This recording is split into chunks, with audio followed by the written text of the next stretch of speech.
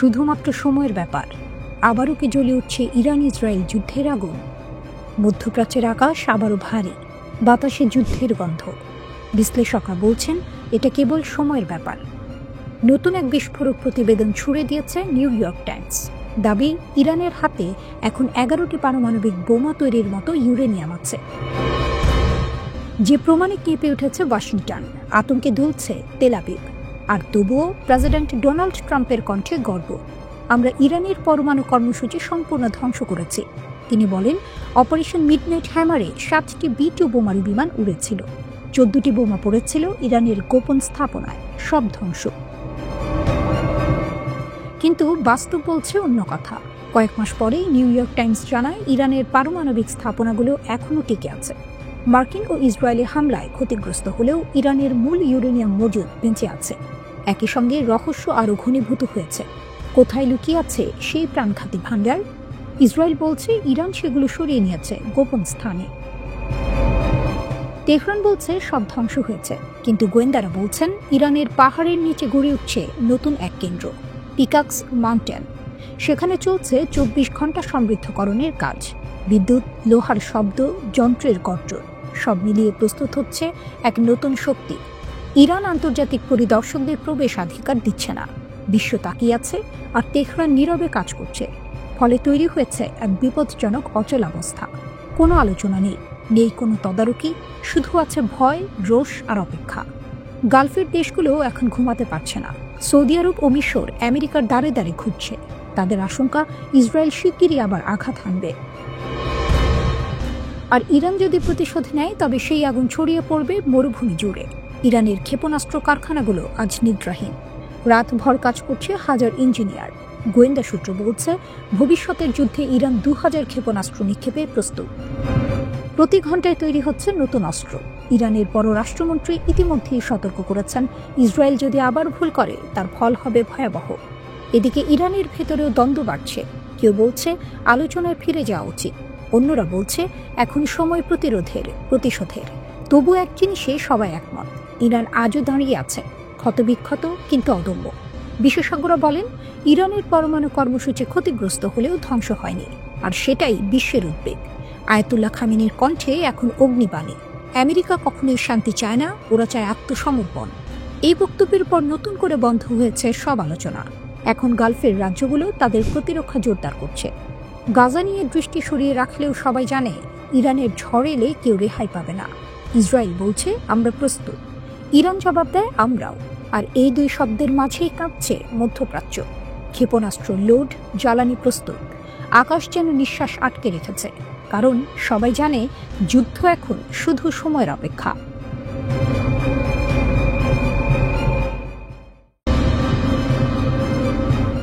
Venezuela যুদ্ধের কিনারায়, Putin প্রস্তুত, মার্কিন যুক্তরাষ্ট্র হুঁশিয়ার।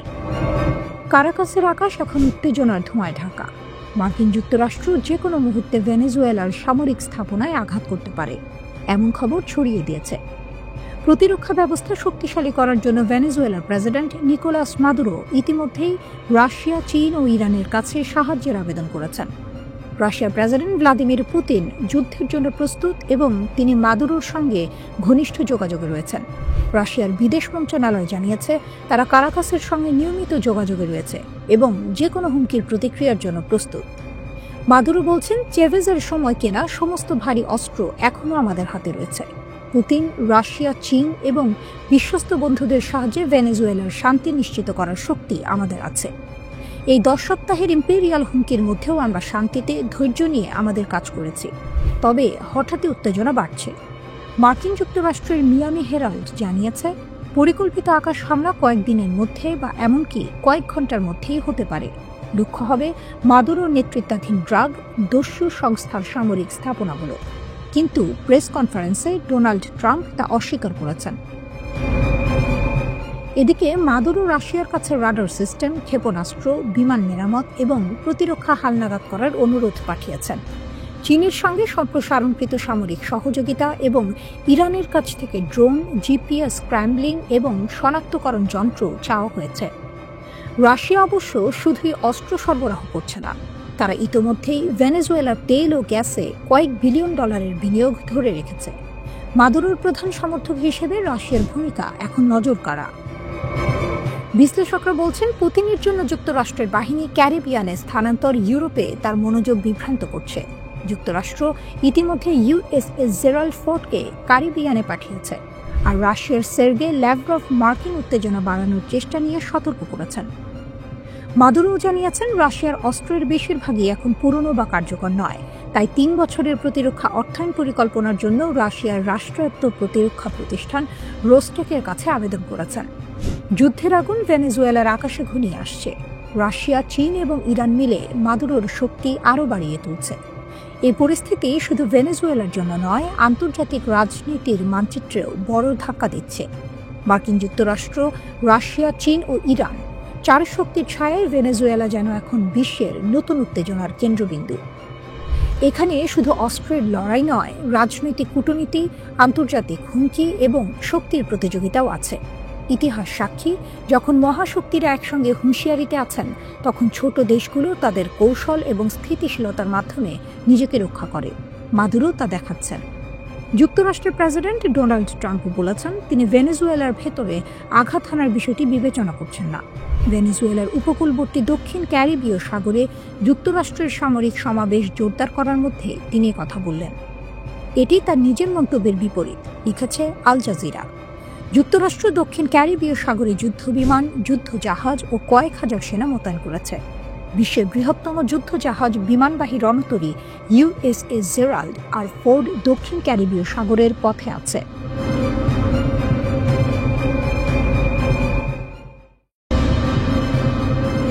পশ্চিমের আকাশে এখন ঘন মেঘ।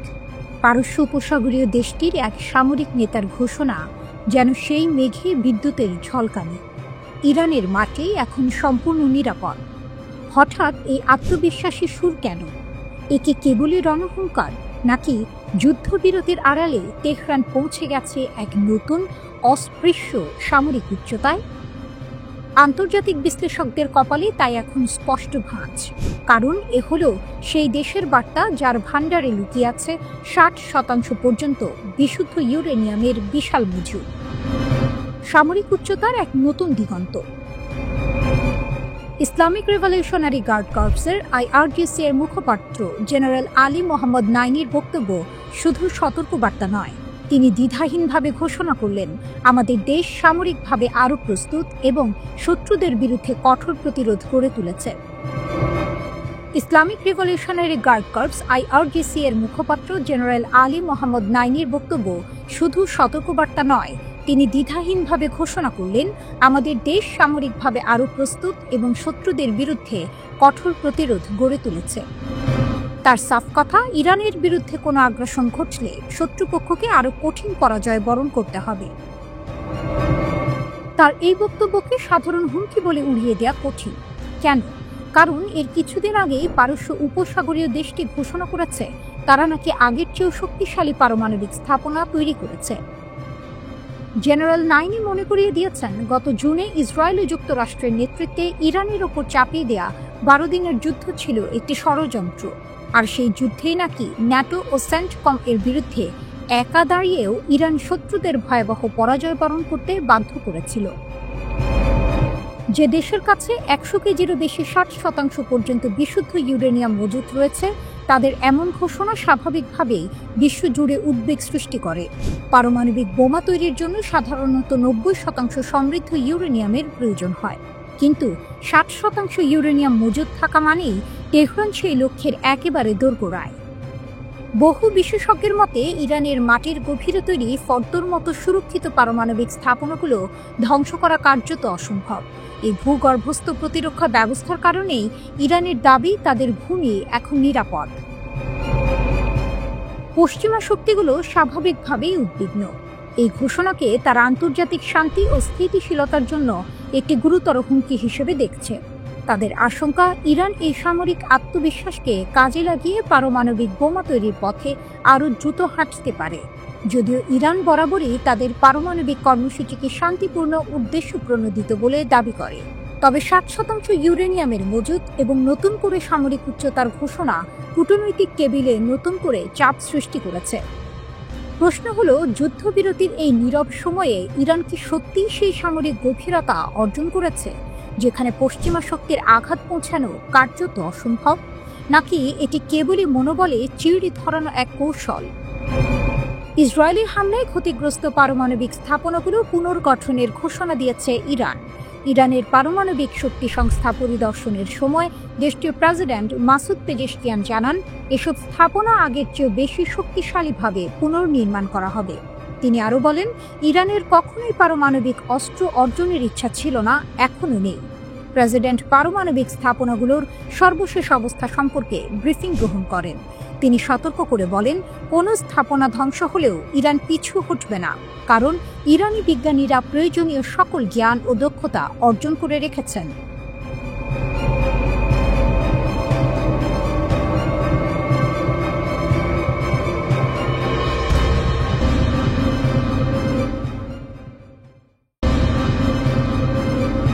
তেল ও সিংহাসনের দ্বৈরথ, খোমেনির ছায়া পেরিয়ে খামেনি, ট্রাম্পের চোখে কি কেবলই কালো সোনা? মধ্যপ্রাচ্যের এই খেলাটা পুরনো। এ যেন ফুটবলের মাঠে বারবার ফিরে আসা এক ক্লাসিক ডার্বি, ওয়াশিংটন বনাম তেহরান। পৃথিবী কাঁপানো কালো সোনা বা জ্বালানি তেল আলোচনার কেন্দ্রে।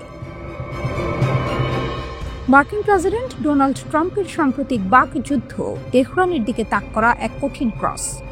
ইরানের সর্বোচ্চ ধর্মীয় নেতা আয়াতুল্লাহ আলী খামেনিকে নিয়ে তার কঠোর অবস্থান কেবল কথার কথা নয়, হোয়াইট হাউস ইরানের শাসন ব্যবস্থা পরিবর্তনের ইঙ্গিত দিয়ে যেন এক ফাউল কলের হুমকি দিয়েছে। ইসরায়েলকে নিরাপত্তা দেওয়ার নামে মধ্যপ্রাচ্য জুড়ে ট্রাম্পের প্রভাব বিস্তারের আকাঙ্ক্ষা স্পষ্ট, আর এই ক্ষেত্রে ইরানকে দমিয়ে রাখা তার প্রধান কৌশলগত লক্ষ্য। ইরানের 3টি পারমাণবিক কেন্দ্রে বোমা হামলা চালানোর নির্দেশনা দেওয়ার পর ট্রাম্পের মন্তব্য ছিল, শাসন ব্যবস্থার পরিবর্তন শব্দটি ব্যবহার করা রাজনৈতিকভাবে সঠিক নয়। তবে বর্তমান ইরানি শাসন ব্যবস্থার যদি দেশটিকে সঠিক পথে নিয়ে যেতে ব্যর্থ হয়, তাহলে কেন শাসন ব্যবস্থার পরিবর্তন হবে না? কিন্তু খামেনিকে সরাতে কেন মরিয়া ট্রাম্প? উত্তরটা লুকিয়ে আছে 60 বছর আগের এক বিশ্বাসঘাতকতার ইতিহাসে। এই প্রশ্নের উত্তর খুঁজতে আমাদের ফিরে যেতে হবে 1953 সালের তেহরানের উত্তপ্ত রাজপথে। তখন গণতান্ত্রিকভাবে নির্বাচিত প্রধানমন্ত্রী মোহাম্মদ মোসাদ্দেক ইরানের জ্বালানি তেল জাতীয়করণের ঘোষণা দিয়েছিলেন। এটি ছিল ব্রিটিশ ঔপনিবেশ শক্তির জন্য এক লাল কার্ড। ব্রিটিশ সরকার যুক্তরাষ্ট্রের CIA-এর সহযোগিতায় এক অভ্যুত্থান ঘটিয়ে মোসাদ্দেকের পতন ঘটায়। এরপর ক্ষমতায় আসেন মোহাম্মদ রেজা পাহলভির নেতৃত্বাধীন শাহ সরকার, যা ছিল পশ্চিমা সমর্থিত পুতুল সরকার। এর ফলে ইরানের জ্বালানি খাত আবারও পশ্চিমাদের নিয়ন্ত্রণে চলে যায়। মোসাদ্দেকের পতন ছিল ইরানের স্বাধীনতা ও সার্বভৌমত্বের ওপর এক গভীর ক্ষত। কিন্তু ইতিহাস পুনরাবৃত্তি হলো না। 1979 সালে রেজা পাহলভির একনায়কতন্ত্রের বিরুদ্ধে ইরানিরা গর্জে ওঠে। ব্যবসা খাতে পশ্চিমাদের প্রভাব মেনে নিতে না পেরে শুরু হয় ইসলামী বিপ্লব। কঠোর আন্দোলনের মুখে শাহ দেশ ছেড়ে পালাতে বাধ্য হন এবং এখানেই খেলার মোড় ঘুরে যায়। ক্ষমতায় আসেন আয়াতুল্লাহ রুহুল্লাহ খোমেনি। খোমেনির নেতৃত্বাধীন ইসলামী প্রজাতন্ত্র প্রতিষ্ঠা হওয়ার পর পশ্চিমারা আর ইরানে নিজেদের সুবিধা আদায় করতে পারেনি। 1979 সালের এই বিপ্লব ছিল পশ্চিমের জাল ছিন্ন করার চূড়ান্ত মুহূর্ত। ইরানের শক্তির নতুন মানচিত্র। বর্তমানে ট্রাম্পের ক্রোধের কারণটি স্পষ্ট। ইরানের দ্বিতীয় ও বর্তমান সর্বোচ্চ নেতা আয়াতুল্লাহ আলী খামেনির সাথেও যুক্তরাষ্ট্র সম্পর্ক গড়ে তুলতে ব্যর্থ হয়েছে।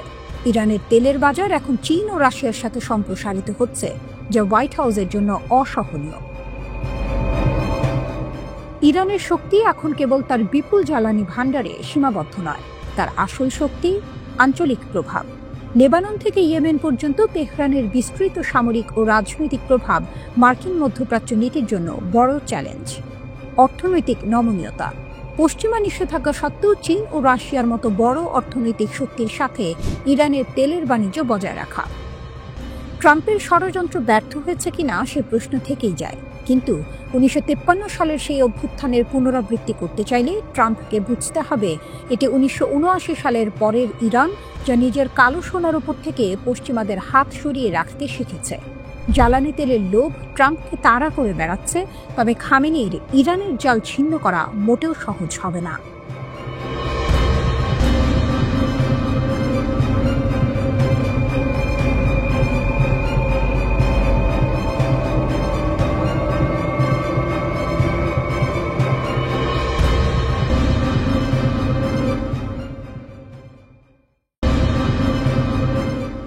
মধ্যপ্রাচ্যের ভূ রাজনীতিতে এখন চলছে ঐতিহাসিক ক্ল্যাশ। এক প্রান্তে ইসরায়েল ও তার পশ্চিমা মিত্ররা, হাতে নিষেধাজ্ঞার ফ্ল্যাগ। অন্য প্রান্তে তেহরানের দুর্গে প্রবেশ করেছে প্রাচ্যের দুই শক্তি, চীন ও রাশিয়া।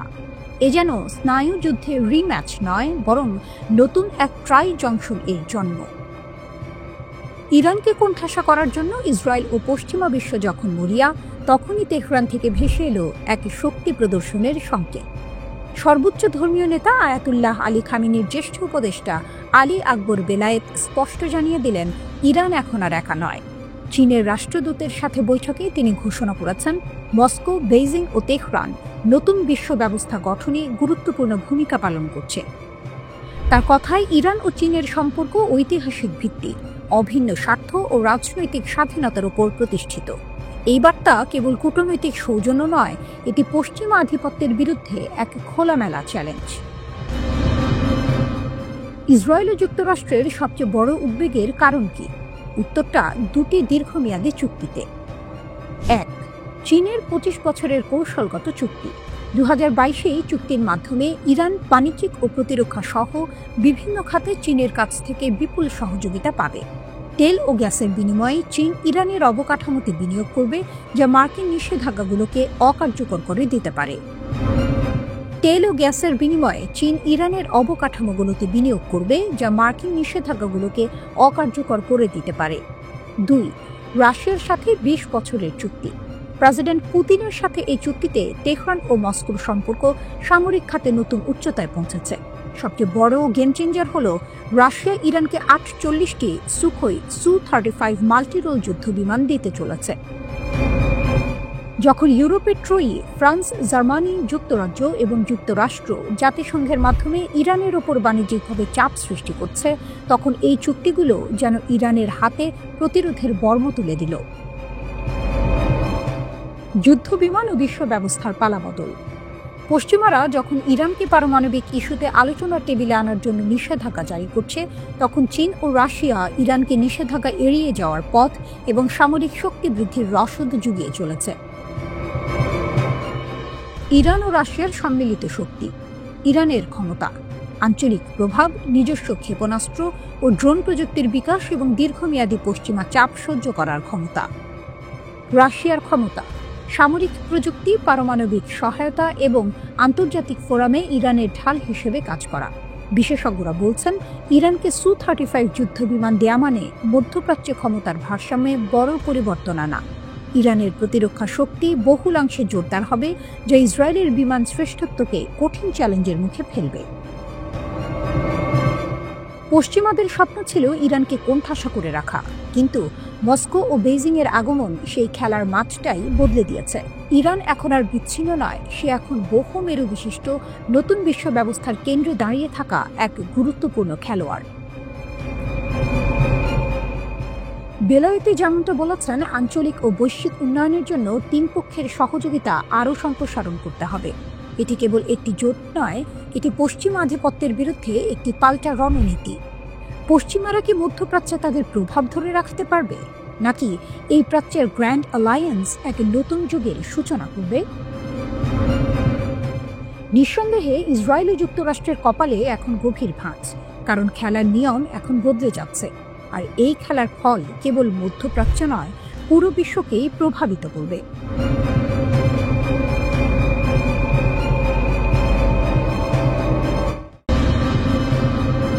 তেহরানের কণ্ঠে আজ এক নতুন বার্তা, এ যেন কূটনীতির আড়ালে বাজছে যুদ্ধের ঢোল। ইরান বলছে, মধ্যপ্রাচ্য এখন আর কেবল উত্তেজনা নয়, ইসরায়েলের সঙ্গে এক প্রকৃত আঞ্চলিক যুদ্ধে নিমজ্জিত। তেহরানে এক সংবাদ সম্মেলনে ইরানের পররাষ্ট্র মন্ত্রণালয়ের মুখপাত্র ইসমাইল বাঘাই কানি বলেন, এটা আর হুমকির পর্যায়ে নেই, আমরা এখন বাস্তব যুদ্ধে আছি, ইহুদিবাদী শাসনের বিরুদ্ধে। তিনি জানান, 2 বছরেরও বেশি সময় ধরে ফিলিস্তিনে চলছে নির্মম গণহত্যা। গাজা থেকে লেবানন, সিরিয়া থেকে ইয়েমেন, পুরো অঞ্চলেই ইসরায়েলের আগ্রাসন ছড়িয়ে পড়েছে। তার ভাষায়, হুমকি মানে ভবিষ্যতের সম্ভাবনা, কিন্তু এই আগুন তো এখন জ্বলছে। আঞ্চলিক ঐক্যের বার্তা। বাঘাই বলেন, এখন সব দেশ বুঝতে পারছে এই অঞ্চলের প্রধান বিপদ ইসরায়েল, তাই নিরাপত্তা নিশ্চিত করতে পারস্পরিক বোঝাপড়া ও চুক্তি এখন সময়ের দাবি। তিনি বলেন, গাজায় যুদ্ধবিরতি বললেও হত্যাযজ্ঞ থামেনি। যুদ্ধবিরতি শুরু হওয়ার পরও 200 ফিলিস্তিনি নিহত, 600-রও বেশি আহত। তার অভিযোগ, যুদ্ধবিরতির গ্যারান্টাররাই এই হত্যার দায় এড়িয়ে যাচ্ছে। গণহত্যার অভিযোগ। বাঘাই জানান, গাজা অভিযানে এখন পর্যন্ত প্রায় 270 সাংবাদিক নিহত হয়েছেন, যা ইতিহাসে নজিরবিহীন।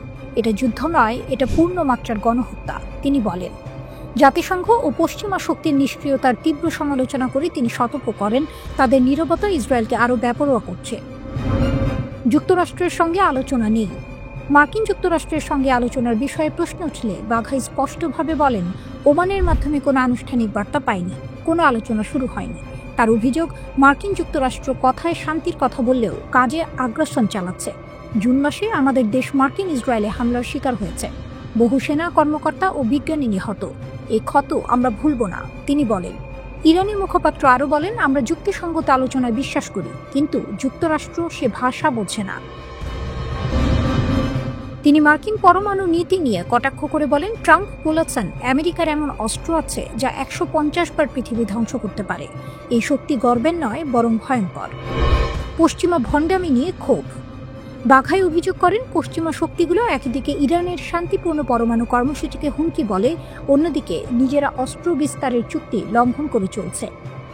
তিনি বলেন, তাদের মুখে নীতি, হাতে আগুন। বিশ্ব রাজনীতির নতুন সমীকরণ। ইরান এখন কেবল প্রতিরোধের প্রতীক নয়, বরং এক নতুন আঞ্চলিক ভারসাম্যের কেন্দ্রবিন্দু। বাঘাই বলেন, আমরা দেখি সিরিয়া, সুদান, লিবিয়া, যেখানে যেখানে মার্কিন হস্তক্ষেপ হয়েছে সেখানেই ছড়িয়েছে বিশৃঙ্খলা। তার ভাষায়, মাদক বা সন্ত্রাস দমনের নামে সার্বভৌমত্ব লঙ্ঘনের অধিকার কারণেই। শেষে তিনি সতর্ক করেন, যদি ন্যায় বিচার নীরব থাকে তাহলে অন্যায়েরই শাসন কায়েম হবে। তেহরানের বার্তা স্পষ্ট, ইরান আর প্রতিক্রিয়া জানাচ্ছে না, নেতৃত্ব নিচ্ছে। আর এই যুদ্ধে কথার চেয়ে দৃঢ় তাদের অবস্থান, আমরা থামব না।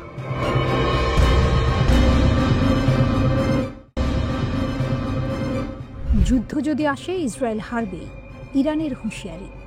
তেহরান যেন আবারও আগুনে দাঁড়িয়ে ঘোষণা দিল, আমরা আলোচনায় বসব, কিন্তু আত্মসমর্পণ নয়। ইরানের পররাষ্ট্রমন্ত্রী আব্বাস আরাকচি আল জাজিরাকে দেয়া এক সাক্ষাৎকারে এমন এক বার্তা দিয়েছেন যা কাঁপিয়ে দিয়েছে ওয়াশিংটন ও তেল আভিভকে। তিনি স্পষ্ট করে বলেন, আমরা আমাদের পারমাণবিক কর্মসূচি নিয়ে আলোচনায় প্রস্তুত, কিন্তু ক্ষেপণাস্ত্র কর্মসূচি কোনোভাবেই আলোচনার বিষয় নয়। কেউ যদি নিজের অস্ত্র হস্তান্তর করে তা হবে বোকামি। আরাকচির কণ্ঠে যেন ঝরে পড়ছিল ইরানের আত্মবিশ্বাসের আগুন। 12 দিনের রক্তক্ষয়ী যুদ্ধের পরও তেহরান আজ অবিচল, দৃঢ় আর যুদ্ধের জন্য প্রস্তুত। তিনি বলেন, আমরা ইহুদিবাদী সরকারের কাছ থেকে শত্রুতাপূর্ণ আচরণ আশা করছি। ইরান সব স্তরে প্রস্তুতির শীর্ষে রয়েছে। ভবিষ্যতের যে কোনো যুদ্ধে ইসরায়েল আরও একবার পরাজয়ের স্বাদ পাবে। এই এক বাক্যেই যেন কেঁপে উঠল মধ্যপ্রাচ্য। ইসরায়েল যেখানে ভেবেছিল ইরানের আকাশকে দগ্ধ করে ফেলবে, সেখানে ইরান জানিয়ে দিল, যুদ্ধ তাদের ভয় দেখাতে পারে না, বরং আরও প্রস্তুত করে তোলে। আরাকচি বলেন, সাম্প্রতিক যুদ্ধে আমরা আমাদের ক্ষেপণাস্ত্র বাস্তব যুদ্ধে পরীক্ষা করেছি। ইসরায়েল যদি আবার আক্রমণ চালায়, তার ফল হবে ভয়াবহ। এই মন্তব্যের পেছনে রয়েছে জুন মাসের সেই অভূতপূর্ব হামলার স্মৃতি, যখন ইসরায়েল যুক্তরাষ্ট্রের সহায়তায় ইরানের 3টি গুরুত্বপূর্ণ পারমাণবিক স্থাপনায় ফোর্দো, নাতানজ ও ইস্পাহান বোমা বর্ষণ করেছিল।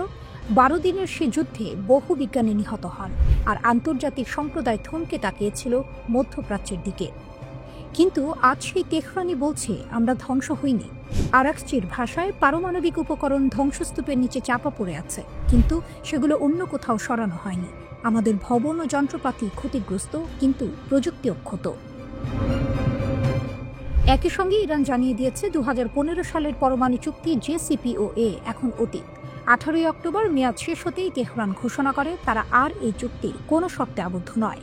কিন্তু এই ঘোষণার প্রতিক্রিয়ায় পশ্চিমা দেশগুলো যেন আবার পুরনো ছন্দে ফিরেছে।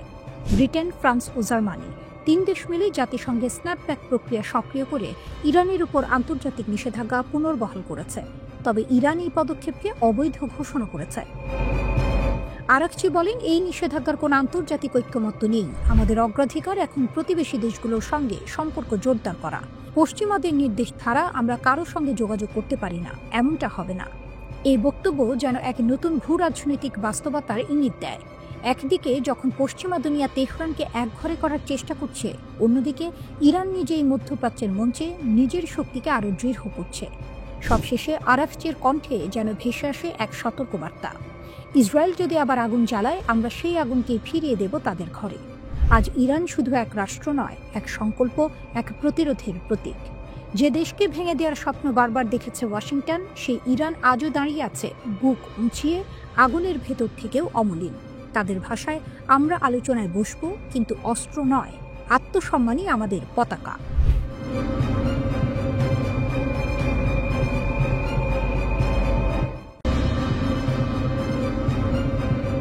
বিশ্বজুড়ে পারমাণবিক অস্ত্র কর্মসূচি নিয়ে যখন তীব্র উত্তেজনা, ঠিক তখনই বিশ্বের অন্যতম পরাশক্তি যুক্তরাষ্ট্রের প্রেসিডেন্ট ডোনাল্ড ট্রাম্পের একটি সিদ্ধান্ত আন্তর্জাতিক কূটনীতিতে নতুন করে ঝড় তুলেছে। যে পারমাণবিক কর্মসূচি নিয়ে এতকাল ইরানকে কোণঠাসা করার চেষ্টা চলছিল, সেই কর্মসূচি এবার নিজেই শুরু করেছে যুক্তরাষ্ট্র। ট্রাম্পের নতুন পারমাণবিক পরীক্ষা, ইরানের রোম হর্ষক প্রতিক্রিয়া। পৃথিবী আবার একবার রুদ্ধশ্বাস মুহূর্তে দাঁড়িয়েছে।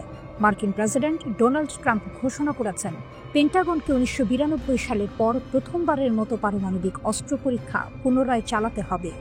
রাশিয়া ও চীনের সঙ্গে পারমাণবিক প্রতিযোগিতার আড়ালে এই পদক্ষেপকে ইরান আন্তর্জাতিক শান্তি ভাঙার গুরুতর হুমকি হিসেবে আখ্যায়িত করেছে। ইরানের পররাষ্ট্রমন্ত্রী সৈয়দ আব্বাস আরাকচি এক্সে বলেন, একটি পারমাণবিক অস্ত্রধারী বলি আবারও পারমাণবিক অস্ত্র পরীক্ষা করছে। এটি পশ্চাদমুখী এবং দায়িত্বহীন। মার্কিন যুক্তরাষ্ট্র বিশ্বের সবচেয়ে বিপজ্জনক বিস্তার ঝুঁকি। আরাকচি আরও সতর্ক করেছেন যে একই বলি আমাদের শান্তিপূর্ণ পারমাণবিক কর্মসূচিকে দানবীয় করে তুলছে এবং আমাদের সুরক্ষিত পারমাণবিক স্থাপনাগুলিতে আরও হামলার হুমকি দিচ্ছে।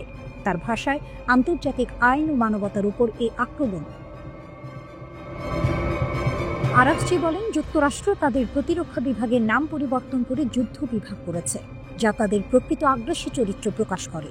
একই সঙ্গে যুক্তরাষ্ট্রকে পারমাণবিক অস্ত্রে সজ্জিত এক দখলদার দানব বলেও অভিহিত করেন।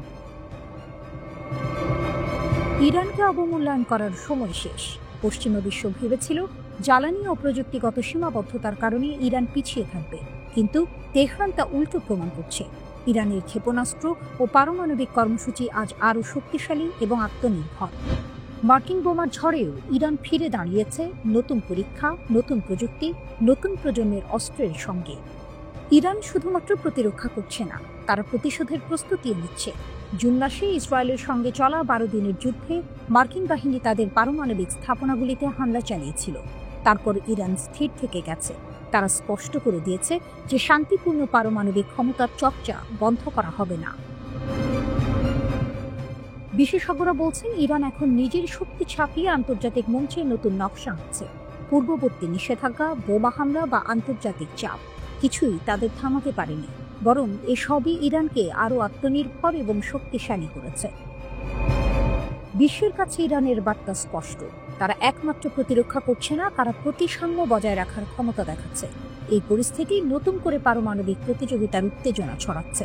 মার্কিন যুক্তরাষ্ট্র পারমাণবিক পরীক্ষা পুনরায় চালালে ইরানও তার প্রস্তুতি সম্পন্ন শক্তি প্রদর্শনের জন্য প্রস্তুত। আরাকচি আরও বলেন, দুনিয়াকে জবাবদিহি করতে হবে। এমন অস্ত্রের বিস্তার স্বাভাবিক করা মানে আন্তর্জাতিক শান্তি ও নিরাপত্তার জন্য বড় হুমকি। বার্তা স্পষ্ট, ইরান আর পিছিয়ে নেই। শেষ লাইনটি রোমহর্ষকভাবে বলে, বিশ্বের সবচেয়ে বিপজ্জনক পারমাণবিক শক্তি শুধুমাত্র মার্কিন যুক্তরাষ্ট্র নয়, তেহরানও এখন তার অস্ত্র শক্তির ছাপ দিয়ে দেখাচ্ছে যে তাকে হালকাভাবে নেওয়া যাবে না। পারমাণবিক শক্তি, আত্মনির্ভরতা এবং প্রস্তুতিশীলতা, ইরান এখন আন্তর্জাতিক মঞ্চের খেলার নিয়ম পরিবর্তন করছে।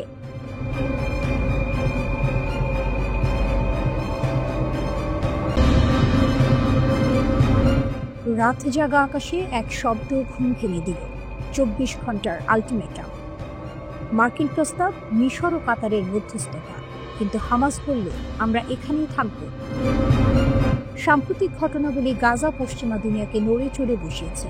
ওয়াশিংটন গাজার ইসরায়েলি নিয়ন্ত্রিত অংশ থেকে হামাস যোদ্ধাদের নিরাপদে সরিয়ে নেওয়ার প্রস্তাব দিয়েছে। মিশর ও কাতার ওই পরিকল্পনা অনুমোদন করে বার্তাটি হামাসের কাছে পৌঁছে দেয়। মার্কিন আইনি ভাষায় সেটা ছিল এক ধরনের মানবিক বহির্গমন। সরিয়ে নেওয়ার জন্য 24 ঘন্টা, সময়সীমা রাত 8টায় শেষ। তারপরে ইসরায়েল চাইলে অভিযান পুনরায় শুরু করতে পারবে। ঢাল তলোয়ারের মতো দ্রুত হামাস প্রস্তাবটি প্রত্যাখ্যান করে দিয়েছে। তারা সিদ্ধান্ত নিল স্থায়ীভাবে গাজায় থেকে লড়াই চালাবে। নিঃশেষে এসব সিদ্ধান্তে উদ্ঘাটন করে দিয়েছে মধ্যপ্রাচ্যের নতুন বাস্তবতা, যেখানে বাহ্যিক চাপ আর দরাদরি সবকিছুকে পেছনে ফেলে অভ্যন্তরীণ শক্তি ও অদম্যতা প্রাধান্য পাচ্ছে। কেন হামাস এমন সিদ্ধান্ত নিল? কারণ তাদের কাছে কেবল ইচ্ছা শক্তিই নেই, আছে মাঠের শক্তিও। গাজার ভূগর্ভস্থ টানেলগুলো, হাজারো সুসংগঠিত যোদ্ধা, স্বল্প দূরত্বের রকেট ও ক্লান্তিকর অবরোধের বিরুদ্ধে জনগণের একাকিত্ব, এসবই তাদের শক্তি। আইডিএফ এর একজন জ্যেষ্ঠ কর্মকর্তা জানিয়েছেন, খান ইউনিসের কাছে এখনো টানেলে কয়েক ডজন ভয়ঙ্কর যোদ্ধা লুকিয়ে আছে। তারা টানেল থেকেই বেরিয়ে আচমকা আঘাত করতে সক্ষম, আর এটা ইসরায়েলের কাছে বড় সেই ঝুঁকি। টানেল ব্যবস্থায় হামাসের কৌশল পুরনো নয়, বরং পরীক্ষিত।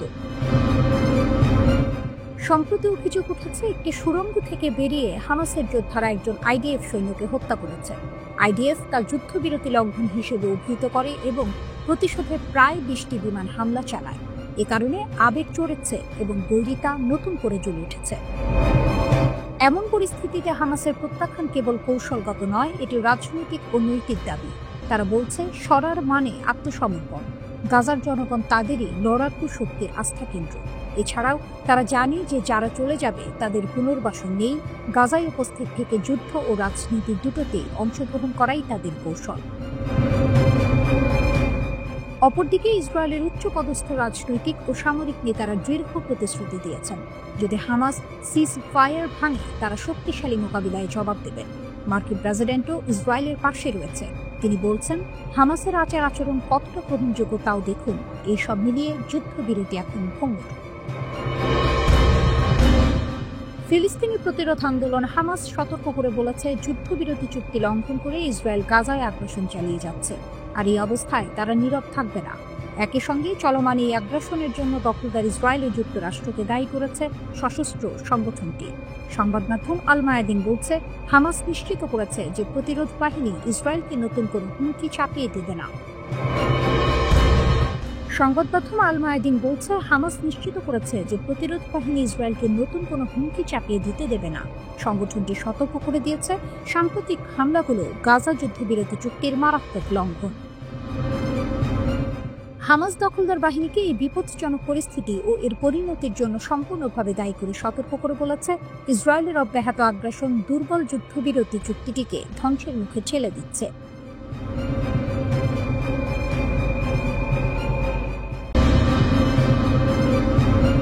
নেতানিয়াহুর পুরনো শত্রু ফিরে এসেছে, হিজবুল্লাহ নতুন শক্তিতে।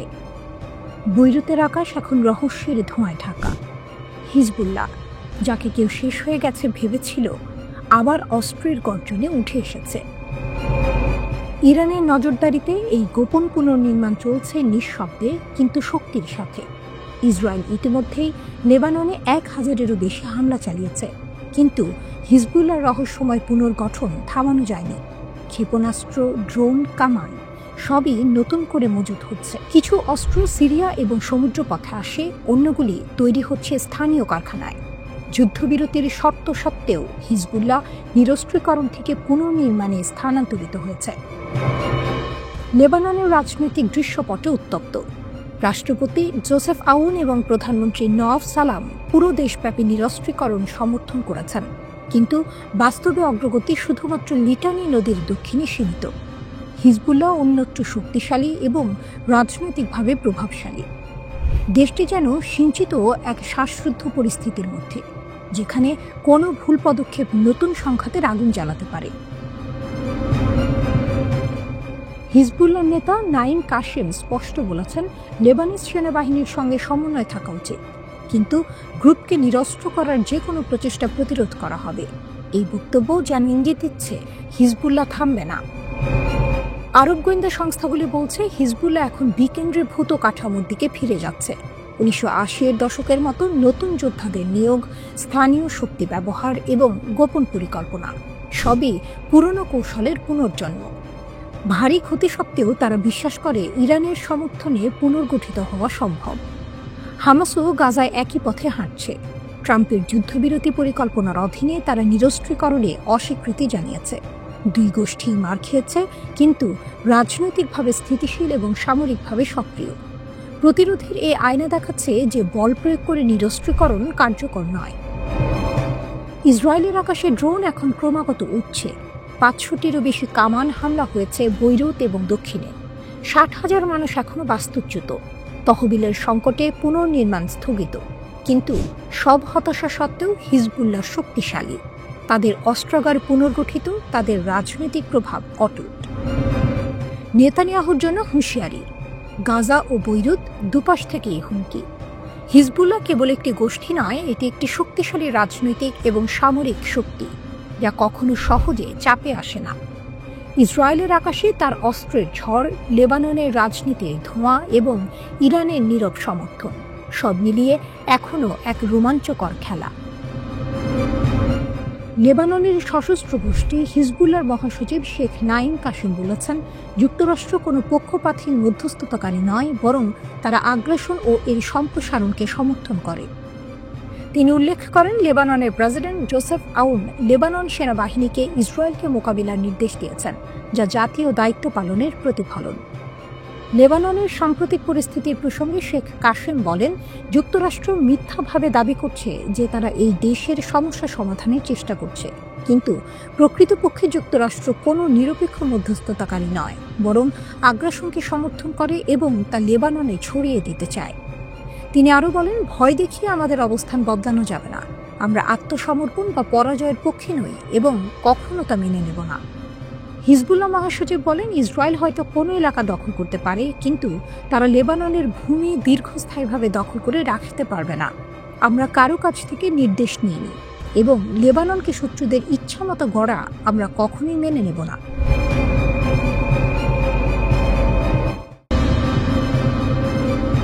আবারও অগ্নিশিখার মতো জ্বলে উঠেছে তেহরান। একদিকে মার্কিন চাপ, অন্যদিকে ইসরায়েলের অবিরাম উস্কানি। কিন্তু ইরানের কণ্ঠ আজ কঠোর, স্পষ্ট ও গর্বে ভরা। আমরা থামব না। এক উত্তল সাক্ষাৎকারে ইরানের পররাষ্ট্রমন্ত্রী আব্বাস আরাকচি যেন আগুনে ঘি ঢেলে দিলেন। তিনি আল জাজিরাকে বলেন, আমরা কোনো চাপের কাছে নতি স্বীকার করব না। ইউরেনিয়াম সমৃদ্ধকরণ থামবে না। যুদ্ধেও যা অর্জিত হয়নি, আলোচনায় তা সম্ভব নয়। এই ঘোষণার সঙ্গে সঙ্গে যেন নতুন করে দাউ দাউ করে উঠল ইরানের প্রতিরোধের ইতিহাস। যে দেশ বহুবার নিষেধাজ্ঞায় শ্বাসরুদ্ধ হয়েছে, যে জাতি বছরের পর বছর হামলার মুখে থেকেও মাথা নিচু করেনি, তারা আবারও মনে করিয়ে দিল, ইরানের প্রযুক্তি ধ্বংস করা যায় না, দমিয়ে রাখা যায় না। আরাকচি আরও এক ধাপ এগিয়ে বলেন, কিছু পারমাণবিক উপাদান ধ্বংসস্তূপের নিচে চাপা পড়েছে, কিন্তু প্রযুক্তি অক্ষত। জ্ঞানকে কেউ মাটির নিচে পুঁতে রাখতে পারে না। এই বাক্যে যেন প্রতিধ্বনিত হলো ইরানের সেই আত্মবিশ্বাস, যা কোনো যুদ্ধেই ভাঙেনি।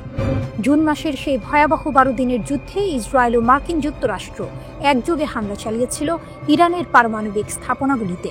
তারা ভেবেছিল এই হামলায় ইরানের কর্মসূচি শেষ হয়ে যাবে, কিন্তু বাস্তবটা উল্টো। ইরান জানিয়ে দিল তাদের পারমাণবিক কর্মসূচি আগের চেয়েও শক্তিশালীভাবে ফিরে আসছে। আরাকচি উপহাস করে বলেন, তারা ভেবেছিল আমরা থেমে যাব, কিন্তু আমরা আরও দ্রুত এগোচ্ছি। এই মন্তব্য যেন সরাসরি ইসরায়েল ও ওয়াশিংটনের মুখে চপেটাঘাত। ইরান বলছে তাদের বৈজ্ঞানিক মেধা, প্রযুক্তিগত সক্ষমতা এবং জাতীয় সংকল্প সবই অক্ষত রয়েছে। তাদের বার্তা স্পষ্ট, আমরা শান্তি চাই, কিন্তু যদি কেউ আঘাত করে উত্তর দেব আগুনে। তবে এখানেই শেষ নয়। মার্কিন প্রশাসন যখন নতুন করে আলোচনার প্রস্তাব দেয়, তখন আরাকচি সেই প্রস্তাবে কাঁটা বসান। তিনি বলেন, আমরা আলোচনায় বসতে পারি, কিন্তু কোনো অসম্ভব শর্ত আমরা মেনে নেব না। আমাদের ক্ষেপণাস্ত্র কর্মসূচি নিয়ে আলোচনা নয়, তাহলে সেটা হবে আত্মসমর্পণ। এই মন্তব্যে প্রকাশ পেল ইরানের কৌশলগত দৃঢ়তা। তারা জানে মার্কিন যুক্তরাষ্ট্র চায় ইরানের প্রতিরক্ষা শক্তিকে দুর্বল করতে, কিন্তু তেহরান তার হাতের অস্ত্র কখনো ছাড়বে না। সম্প্রতি যুক্তরাজ্য, ফ্রান্স ও জার্মানি, এই 3 ইউরোপীয় দেশ আবারও পুরনো নিষেধাজ্ঞা ফিরিয়ে এনেছে। কিন্তু তাতে ইরানের অবস্থান বদলায়নি। তেহরান বলছে তাদের পারমাণবিক কর্মসূচি সম্পূর্ণ বেসামরিক, বিদ্যুৎ উৎপাদন ও বৈজ্ঞানিক গবেষণার জন্য। তাদের কোনো পারমাণবিক বোমা তৈরির পরিকল্পনা নেই। তবুও পশ্চিম দুনিয়া যেন এই কথা বিশ্বাস করতে চায় না। আর সেখানেই ইরানের বার্তা, বিশ্বাস না করলে শক্তি দিয়েই বোঝাবো। আজ ইরান কেবল এক দেশ নয়, এক প্রতীক, প্রতিরোধের, আত্মসম্মানের আর এক অপরাজেয় আত্মার প্রতীক। যুদ্ধ, নিষেধাজ্ঞা, হত্যা চেষ্টা কিছুই থামাতে পারেনি এই জাতিকে। তারা আবারও ঘোষণা করেছে, চাপ নয়, প্রতিরোধই আমাদের উত্তর। ইরান আবারও প্রমাণ করল, বোমায় ভবন ভাঙা যায়, কিন্তু জাতির মনোবল নয়।